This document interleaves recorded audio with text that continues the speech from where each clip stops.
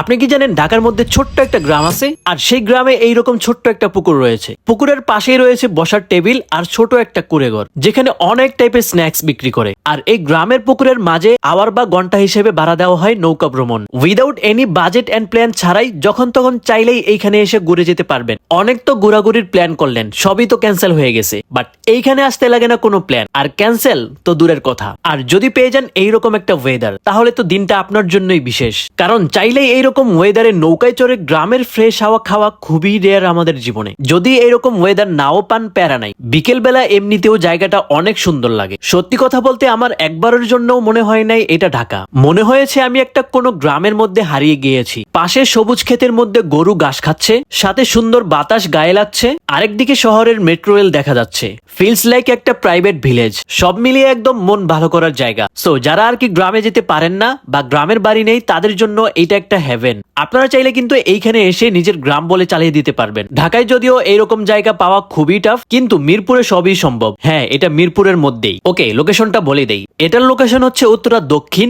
এবং সেন্টারের মাঝামাঝি একটা পয়েন্টে। আরো ইজি করে বলতে হলে মিরপুর থেকে উত্তরা যাওয়ার পথের হাতের ডানে। So yeah, that's all for today. Thanks for watching. Tata, take care, Allah হাফেজ।